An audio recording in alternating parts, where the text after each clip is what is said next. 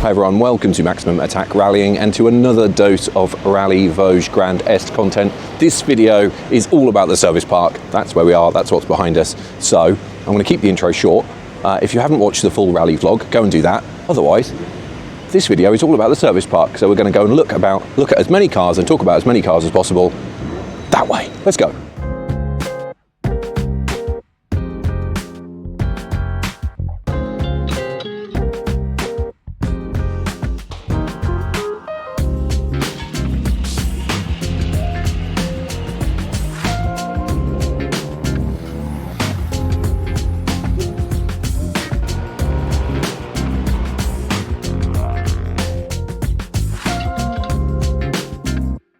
Not a bad way to start the service park, walk around.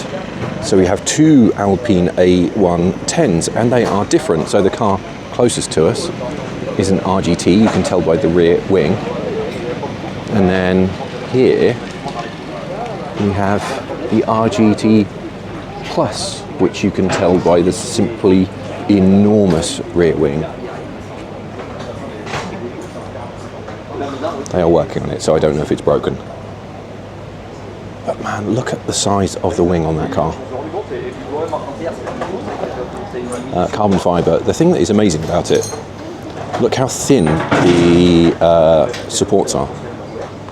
It's so delicate. But then obviously massive aerofoil compared to the standard RGT wing, which is a gooseneck on alloy supports. Look tiny by comparison. Both have a little gurney flap on the back. You can see the regular RGT has a rear window, and then if we go back to the GT Plus, it has a piece of carbon fibre, he says, trying to get around here, sitting on top of it right now, which replaces the rear window. So a much more serious car. Looking forward to seeing those in action tomorrow. Saw some in shakedown obviously, but there we go. Not a bad way to start, is it? Let's see what else we can find though.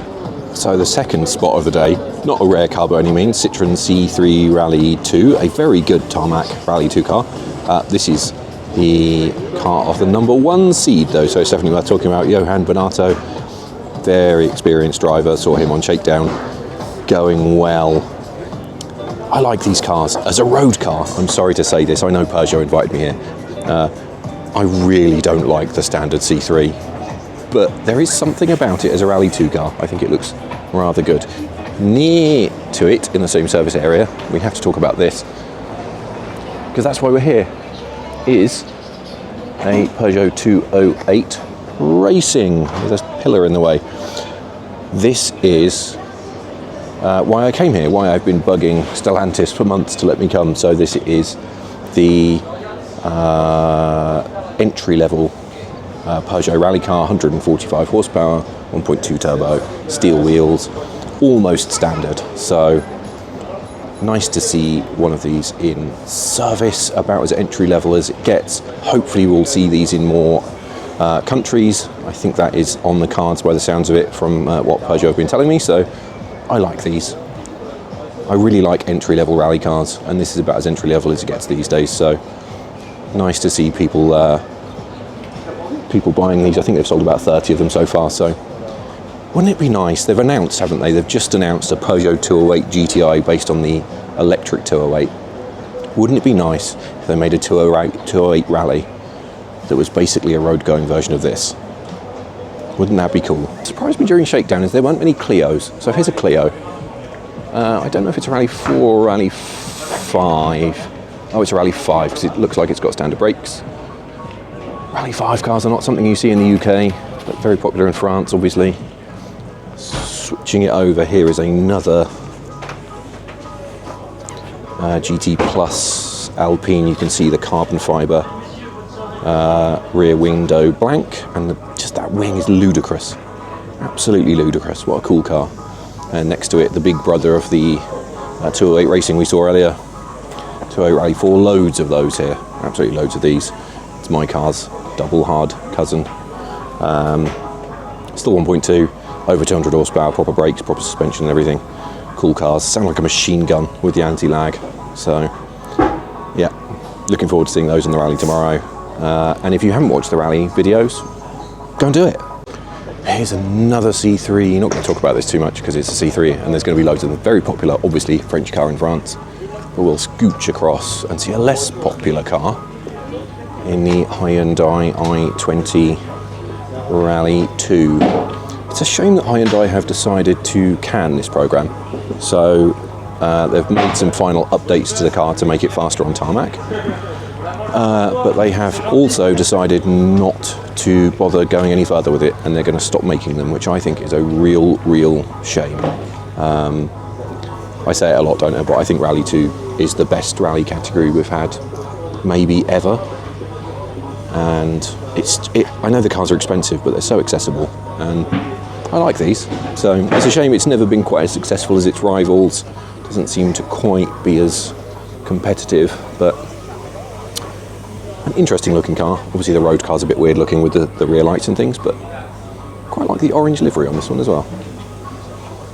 I'm going to miss Rallye 2 when the FIA inevitably mess it up, that's for sure. Ooh, so there is a historic rally this weekend as well. And here is our first historic car, a Lancia Delta Integrale. Let's get out of the way of the mechanic. Oh, is that not cool? Look at that, 16 valve. Oh, he's just putting it on the deck for us, look. Oh, it's got a little bit of damage on that rear door. I don't want to get in their way because it looks like they're messing about. He's got a hammer, which clearly means serious things going on, so they've obviously picked up a little bit of damage. So they're hammering it, so I'm going to step back a little bit. Oh, isn't that lovely though? What a lovely thing.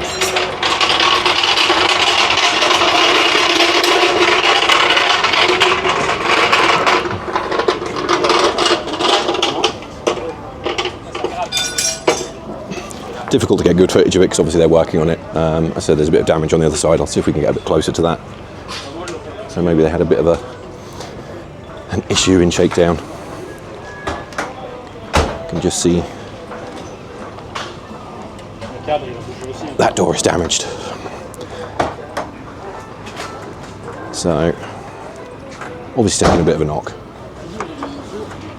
but still deeply cool. And also I just love the fact that in mainland Europe these kind of cars are now the norm in historic rallies. So while the UK stubbornly holds on to the 70s, European historic rallies have just moved on and it's now all about Group A.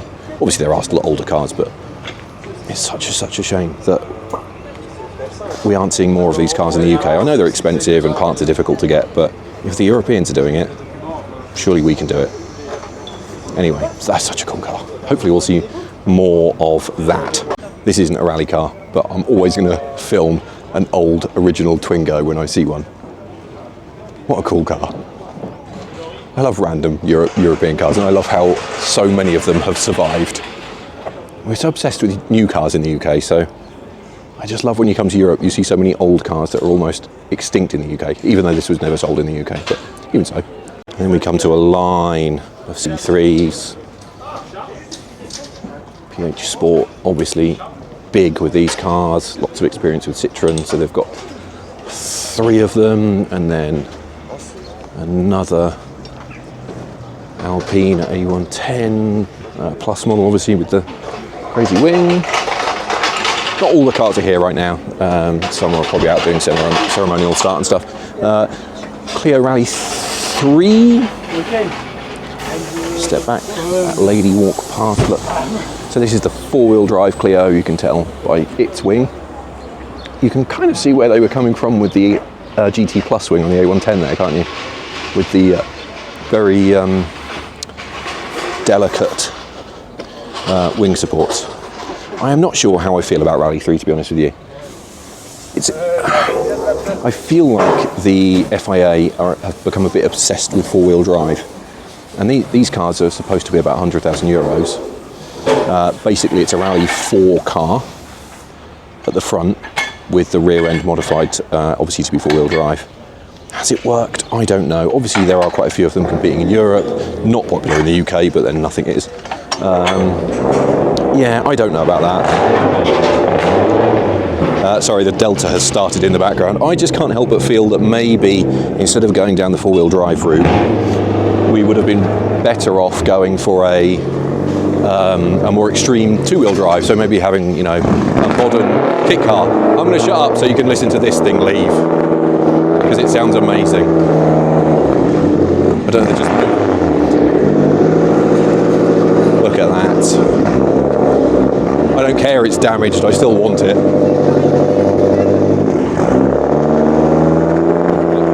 It looks like he's coming this way. So we're going to step aside. This video is longer than I intended, but I don't care. You're going to put up with it to listen to this Integrale moving. I know rally cars sound amazing when they're at full chat, but I think they also sound brilliant when they're just bumbling about.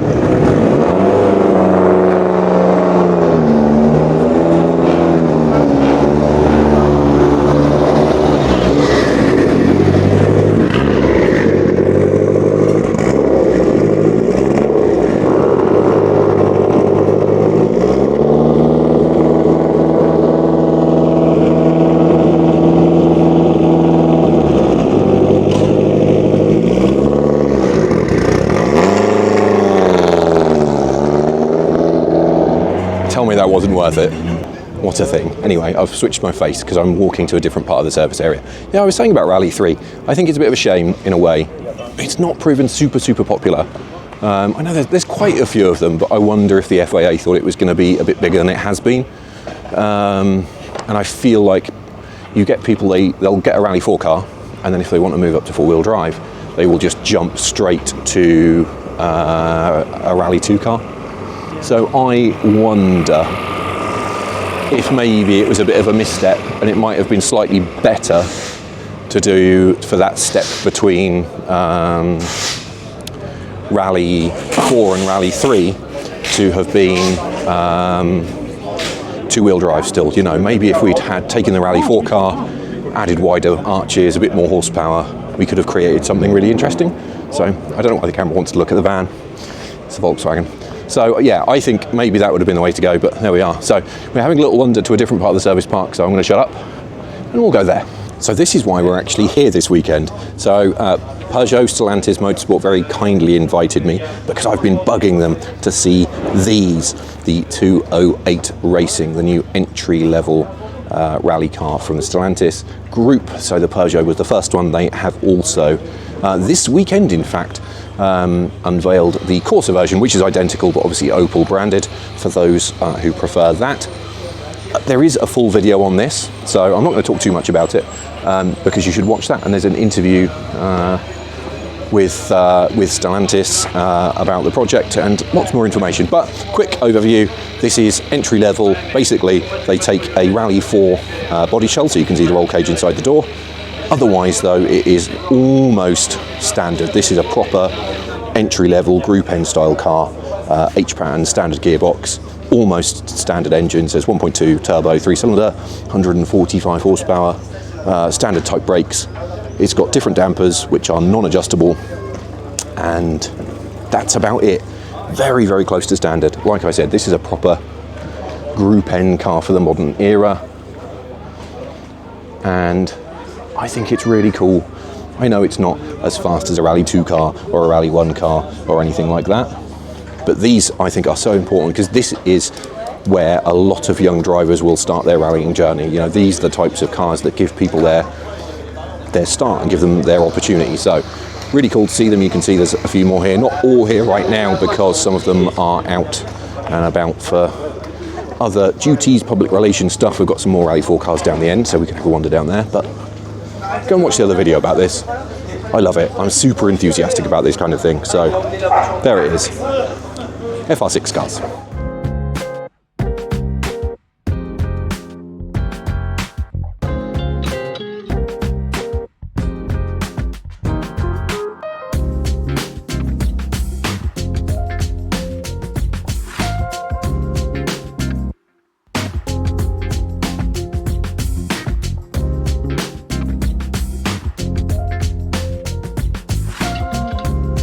How many tyres do you think it takes to run a round of the French Rally Championship?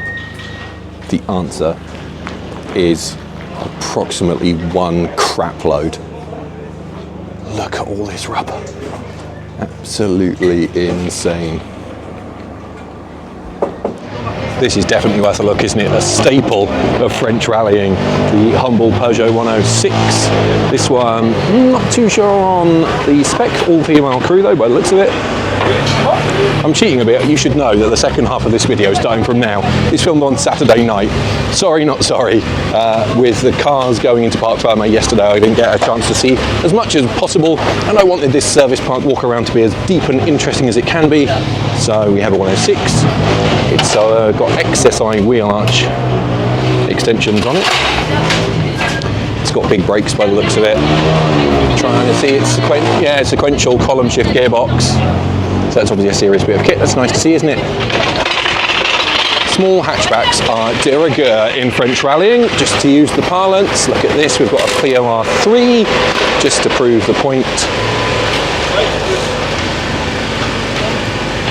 What is this? Can we see what kind of R3? I would say that could be an R3 Access, maybe. Because it looks like it's got the road card brake calipers and things on it.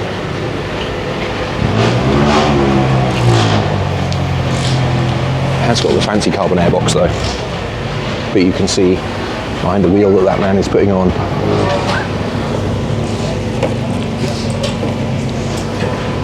It's got the factory Brembo caliper, but still sequential shifter, digital dash. So I think Nathan Evans is going to curse me, I've got it wrong, but I think that is an R3 Access. So isn't that cool? Really like those. Obviously I've had a couple of road cars, and they're so much fun to drive as a road car, and so capable as a road car. So as a rally car, yeah, really cool. Sounds good, a bit tinny weirdly, but lots of bangs on upshifts and stuff, so that is a cool car, isn't it? So I'm not going to get too close to this one because they're putting fuel in it. They're just finishing putting fuel in it. And you can't see it very well because there's someone standing in front of it as I try not to get run over by a Corsa Rallye 4. But it is a Subaru WRX. But what's unusual about it is the generation. I'm not very good at the codes for the different generations of Subaru. Apart from, was it GZ was the classic, wasn't it? But I know like Bug Eye, Blob Eye, Hawkeye, but this is after that. So this is the one where it was a hatchback in the UK at first, and then they reintroduced the saloon version of it. So these are quite rare in rally form, aren't they? They were sort of at the point where everyone was buying Evos instead, because the Evo had, I think, got a little bit better by that point. So we were probably, what, Evo 9, 10, maybe even 10, weren't we? So, yeah, quite an unusual car. I think it is one of only 2 Imprezas on the entry, which seems insane, doesn't it? I know they're quite an old car, and this is a French championship round, but to have a rally with only 2 Imprezas as a Brit, that seems almost unheard of, doesn't it? So that is something. So there you go. There is an Impreza Evo Force wheels. I think it's Group N/R4 spec, from what I can tell. But yeah, there we go. There's an Impreza. Always nice to see Impreza, isn't it? So I'm walking down. There are still some empty areas, so the lower seated cars are not all here yet. So I might end up going up and down, but we're very much in the kind of national area. We've got another Clio here. Look, number 67. That is an R3 Maxi, I think, because it's got 2-pot rear calipers, 2-piece discs, bigger front brakes. Let's see if we can get the engine. There we go, look. So, carbon airbox. Otherwise though, what's interesting is, we'll come to this Peugeot in a minute over here. I'm going to stop though, because I want you to see this Renault 11, which I adore. Showing some damage. Hopefully we'll see that before it disappears. We're going to go that way in a minute. But I think what's interesting about these Clios is the engine almost looks standard, doesn't it? But it's all steel, pretty wild, up to 250 horsepower. So a very standard looking car, but a very potent car. A shame R3 was not the most popular category in the UK, but obviously lots of them in France. This 207, another car you don't see in the UK. I think this might be an F2000 type car though. So I was talking to someone from Peugeot yesterday, and he did not look overly happy when we talked about the 207. It was not the most successful project for them in R3 terms. I don't think they invested the budget compared to Renault, who we're just looking at.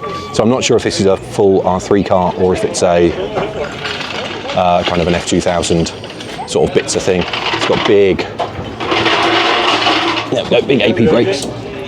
And if we look inside, it's sequential, obviously, as everything seems to be here. So obviously a capable car. It looked like it was going quite well earlier. Then look, another 208, hundreds of them. So I can't tell you too much about that one, unfortunately. Nice to see. Obviously another 208 Rallye 4, because there's billions upon billions of them. So I'm going to keep walking. I'm going to walk across these roundabout, which I'm not going to film because you don't care, and see what we come to. Hopefully the Renault 11 is down here, so let's see if we can find that. So as we come into the next part of the service area, more Peugeots look. So we have a 206, which I don't know anything about. They did an RC version of that, didn't they? And obviously had the Cup cars, so not too sure on what that one is. And then we have this. This is a 207. I talked about the R3 version. I think this might be more basic than that. Saw it out earlier and it was quite quiet. I'm not going to say too much about them because I don't know about them, but more French hatchbacks. You can see we've got an empty area here. So as I said, lots of the lower down crews are still coming. We've got another 207, so there's a pair of these. There was an older guy driving that one, obviously an amateur crew. That car and the one we just saw looked very similar pace-wise. We're just going to divert, sorry. This video is so professional, isn't it? I'm not going to go into this person's driveway, but I want you to take in the Citroën Visa 2 Chrono over there, look. Don't you just love the random stuff you spot in France? Absolutely amazing. So, let's pause for a minute while we see what's down at this end, because there's just a lot of empty space here, isn't there? So there's no point filming it. Okay, so I've walked a bit further and it looks like most of the cars are not here yet. But I wanted to stop and look at this. I know you're thinking, oh, look, it's another Clio. I like Clio, so shut up. We're just going to have a little nosy, because this one, as I thought, has an H-pattern gearbox.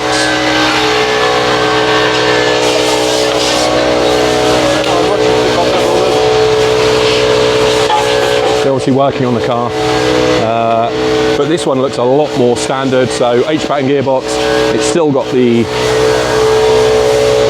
twin pivot hub suspension, so that is a much more basic car than an R3 car, maybe Group N-ish. Obviously not full Group N because it's got that fancy CNA, I don't know, whatever brand the shifter was. It's got one of those shifters in it, so Group N plus-ish maybe. So we're still, as you can see, waiting for some gaps to be filled at this end of the service area as one of the BMWs comes in, look. So he's going down there. I don't know if that's an M3. There's one M3 on the list and a couple of 325i's, so there is more down that way. But we're going to take a little detour into this area here. I'm going to show you the reason before I pause the video, because I've got to walk to get into the car park. But there's a reason. It's behind this fence, look. The bumper's hanging off it, so it's obviously had a tough day. But we're going to go and look at this. Give me a second. There we go. Found it. So this is a Renault 11. I suspect very much this is F2000 spec. It sounded normally aspirated when I've seen it moving. You can see it's got wide arches, which are not standard. I don't remember the last time I saw a Renault 11 in the UK on the road. Sean Ellis, who runs the Automax channel, has a Renault 11 rally car, but obviously road cars are now exceptionally rare in the UK. So it's nice to see one competing out here. It's not the only one competing in France. It's got a bit of a ding in the door. Don't know too much about it. I assume it's running a F7R, I guess, from a Clio Williams if it's 2 litre. Could be an F4R from a later 172 or 82, but there we go. It's got fairly simple brakes on the back, solid discs, and see what it looks like underneath. So there you go, that's cool, isn't it? We'll see if we can get around to the front in a sec, but don't know if we can. Let's see if we can scooch round. Look, we can go around the other side. That should be a Citroen C2, but it's not here yet, so. Jump to the front, look. They've put the front bumper back on.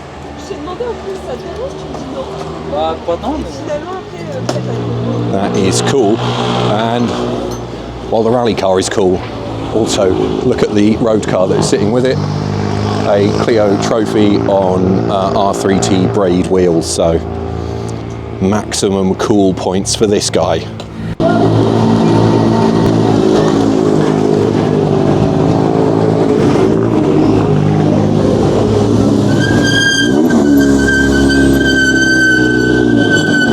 There you go, look. Right on cue, another car to talk about. DS3 R3T. Noisily driving onto its ramps.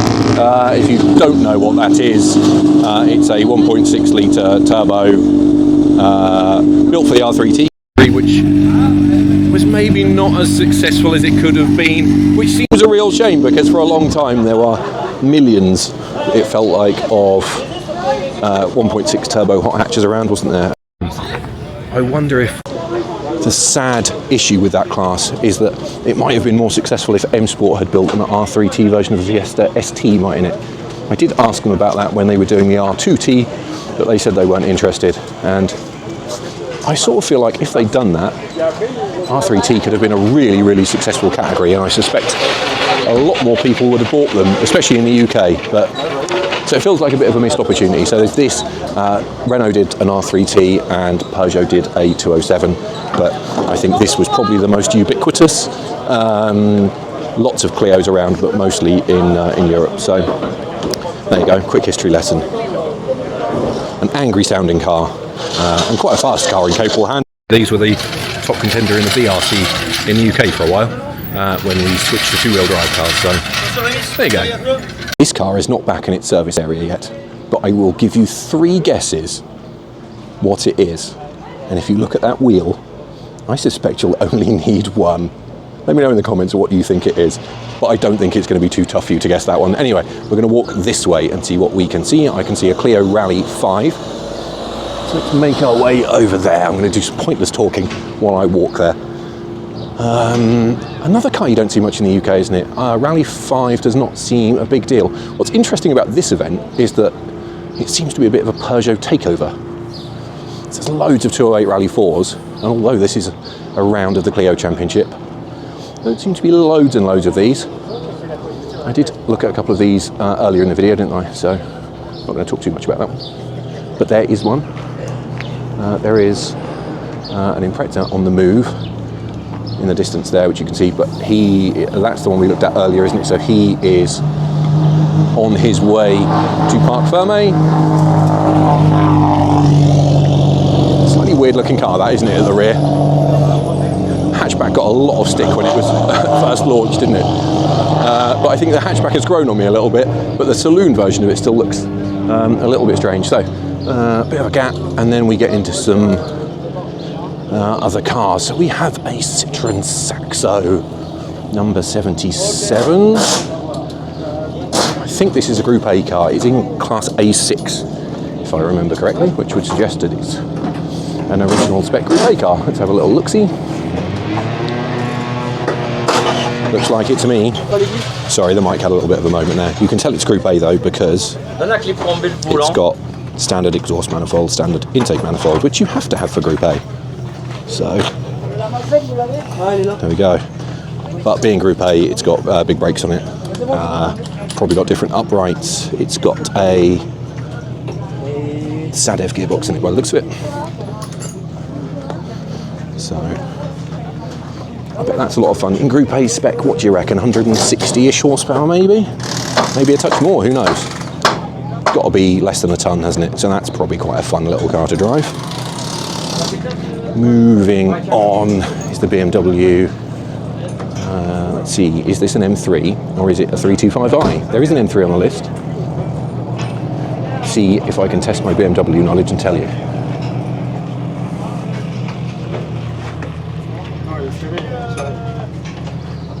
Regarde comment c'est fait. Mais ils sont vieux ici, voilà. Tu vois, et là, regarde, c'est bloqué ici. Et il n'y a pas un rouleau. He's just checking the oil, but single throttle, so that I assume is a 325i because I think the M3 engine is individual throttles. So there we go. I think that is one of 3 rear-wheel drive cars on the entry for the main rally. There is a historic rally, which I haven't managed to see any of, unfortunately. But you did see some of the cars in Parc Fermé yesterday, but isn't it fascinating how in the UK we are completely obsessed with rear-wheel drive, and people talk about how it's proper rallying, and there are only 2 rear-wheel drive or 3 rear-wheel drive cars on the entire entry list for this event. There's a 207 that passed us earlier. I think these are quite a basic car, as I said. Yeah, that has got an H-pattern gear lever, look. So that is a very simple car. We're just going to get some Clio sound effects, look. The R3 Access we saw earlier. Another 206. Everything here has a welding cage. I don't think they even consider bolt-in cages here. I don't know if it's a regulation thing, I'm sure someone will tell me in the comments, but everything here has a proper cage in it. And this guy is leaving. Looks like he might be off to Parc Fermé as well, if he doesn't hit that. 207. They've ended up quite close to each other. But he is out. So their day is done. Put the car into Parc Fermé, which is where he's going. And go and chill out. We skipped this one, so let's have a quick look. Another 206. This one on the entry is a GT. You can see it's got the big bumpers. Random factoid if you don't know. They fitted those bumpers to make sure that the 206 was the minimum allowed length when they entered it in the WRC in, what, 98, 99, wasn't it? So they bodged it by fitting longer bumpers because it didn't meet the minimum length requirements. Inside, sequential again, look. It's interesting that they all tend to favour that column shifter, isn't it? So let's keep going. Look, there's a 208 R2 down there. Let's go and see that. So it looks like these guys are all wrapped up as he waves at the camera. One is done and dusted. So 208 R2 1.6, that is the forerunner to the current Rally 4 car. I think in its day was probably the best R2 car, wasn't it?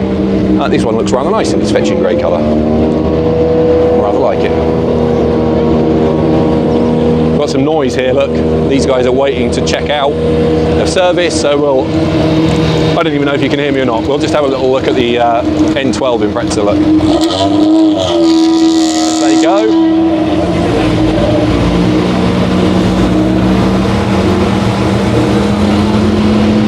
Obviously waiting for his time to leave. But yeah, N12, this is the only other Impreza on the entry. Obviously a much more familiar shape. Isn't that lovely? I really, really like these.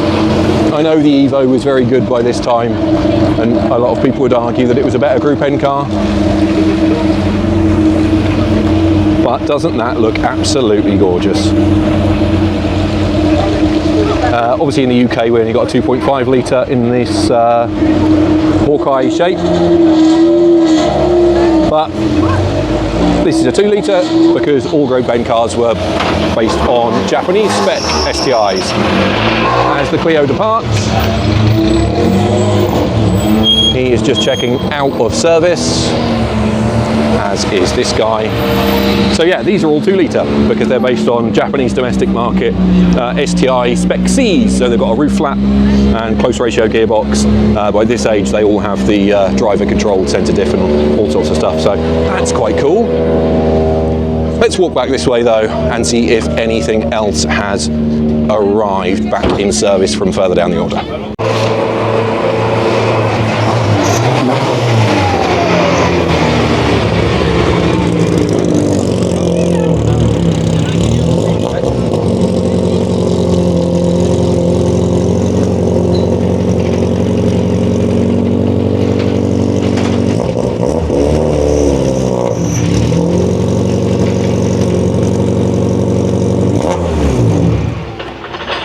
So there we go. After that slightly noisy entrance, the owner of the wheel is back. So if you didn't guess, yes, it's a 205.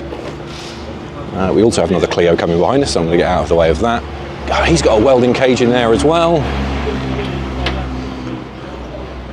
That, I would say, obviously mechanics just looking it over after a full day. I think they've just had service earlier, so I'll try and stay out of the way a bit. But that to me looks like the 1.6 litre 16 valve engine from a Saxo or maybe even a C2. Just have a quick look, nose in there, look.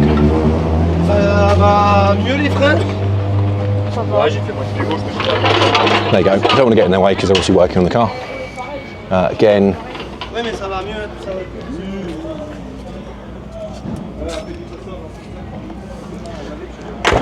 column shift sequential, which they seem to love. I love the wooden gear shift knob. Bit of a nod to the 306 Maxi. Also, the stick on there, look. Thanks, Dad and Mum. That is a lovely, lovely car, and I always thought that that was probably quite a good engine swap for a 205. Obviously, lots of people fitted MI16 engines at one stage, didn't they? But they're getting quite hard to come by, I would have thought. So that engine in that tiny, tinny little car, I suspect, is a lot of fun, especially with a sequential gearbox and throttle bodies and all sorts of other things. So I would very much like a go in that. We have to follow this. Wherever it goes, we have to follow this. Let's go. So thankfully I didn't have to walk very far because it ended up next to the 205. So what we have here is a Citroen Saxo. I do not know if this is a genuine Super 1600 or not. I am not that much of an expert. It's got pop-out rear window still, so maybe it isn't, I don't know. It looks like it's glass all the way around, in fact. Series cage, as with everything. Sequential gearbox, as with everything. Look at the brakes on this thing. Alcon, Citroen, 17-inch wheels, which they are completely full of brake. So look at the contrast between this and this one. Mechanically, that one that just drove past is very serious. That's the one we looked at earlier, but obviously with the wide arches. I think the Saxo might be my favourite Super 1600. It's really close between the Saxo and the Puma in terms of which looks best, because they both look bloody brilliant. So whether this is genuine or not, I don't know. I don't really care. It's certainly made up of proper parts and looks very, very mean indeed. Doesn't look like they're going to open the bonnet at this point, unfortunately, but that is a proper bit of kit. They're about to put some fuel in it, so yes. All of the yeses for that one for me. I assume it's still got the 1600 engine, and whether it is genuine or not, again, I suspect Nathan Evans is going to beat me up because he knows F2000 far better than I do, but yeah, whether that is genuine or not, I would absolutely love that. What a stunning, stunning car. So we talked a bit about R3T, didn't we? And here is one. So this is the Renault version. I love those braid wheels. They are so, so nice. And doesn't it look good in silver with those braid wheels? The airbox is not a million miles off the one on the old, normally aspirated R3 car. Obviously, tiny little restrictor. I can't remember the size of the turbo restrictor on these, but there you go. That's a cool car.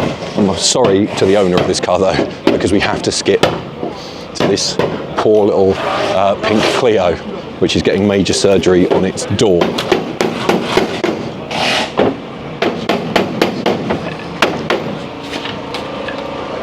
Ooh. So you can see they are trying to pull the sill out.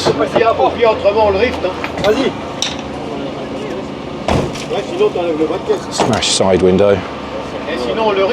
That's had a pretty substantial side impact. So again, don't want to get too close while they're trying to fix this one.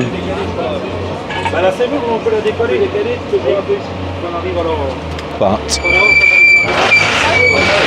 I was going to say this is the rally mechanic's worst nightmare, but I think in some ways they also kind of live for it, those frantic moments of trying to fix the car. So yeah, obviously trying to pull the sill out, pull things back into line enough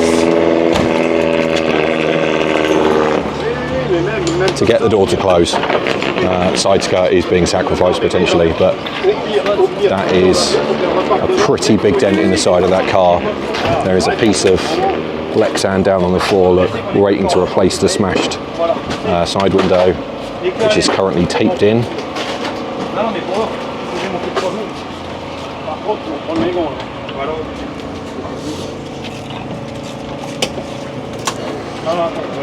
Ouais, elle va te tordre dessus.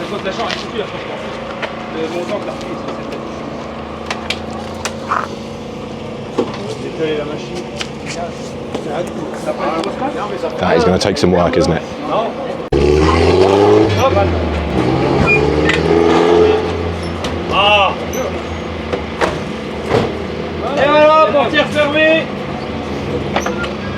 There we go. They've managed to get the door to close after jacking it up a bit. Now it's just the window. Also worth noting the exhaust is a bit wonky, and I love the use of an oven mitt to hold the exhaust while she fixes it. It's brilliant. Oh, and here's my car, look. Didn't make it through stage 5 unscathed. But look at it, oh my goodness. What a thing. So nice.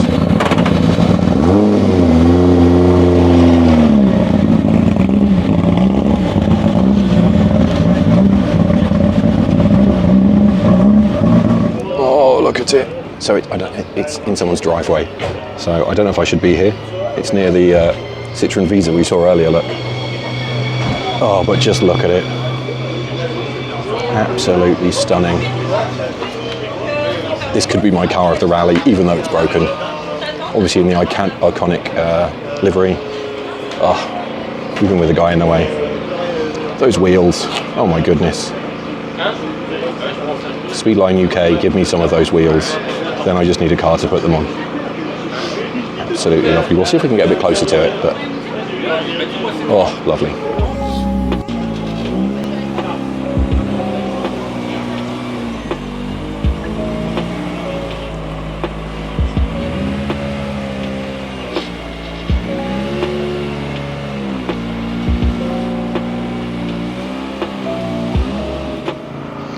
So I managed to get to the front of it. I don't know if they're going to open up the bonnet or anything, but oh my goodness, look at it.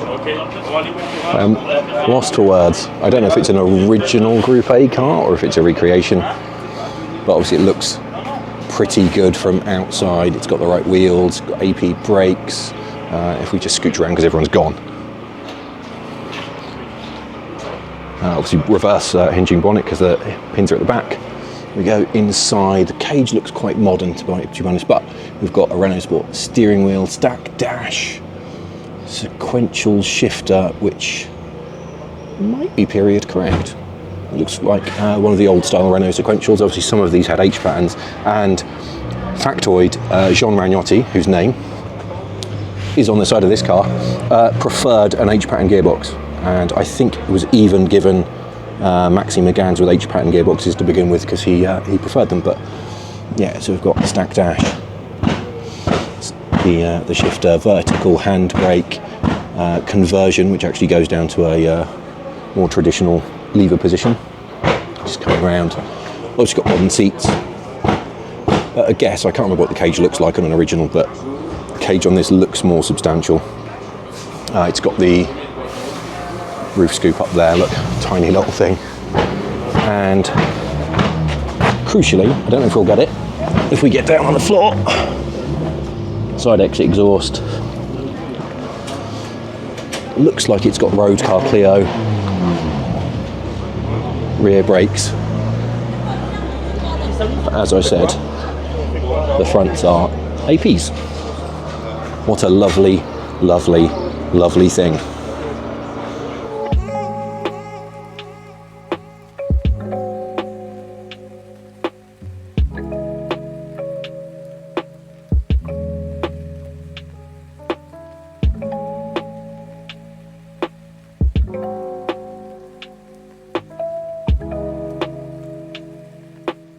So that brings to a conclusion our little tour of the service park. I hope you enjoyed this standalone video. I thought it was worth having a proper look round as the last few cars, these ones are sort of in the 120s and above, kind of that sort of era, lots of Saxos and 106s.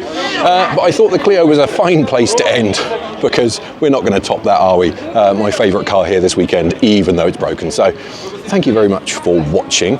If you haven't already, make sure you watch the full event vlog where I get sunburned quite badly. It is a big one, but it is worth it. It contains all of the action from the weekend. And if you really don't want to watch it, there are shorter videos, but you should watch all of them. But there are many other things that you can watch. So there will be a compilation of all the action clips. There will be a deep dive with Opel on their electric rally car programs. There's a deep dive with Peugeot on their FR6 program. So there is lots and lots of content from Rallye Vosges Grand Est. For now though, you know the deal. Like, subscribe, comment, all that jazz. What was your favourite car? What should I have talked about more? Otherwise, I think it's time for some dinner. Like and subscribe. See you next time.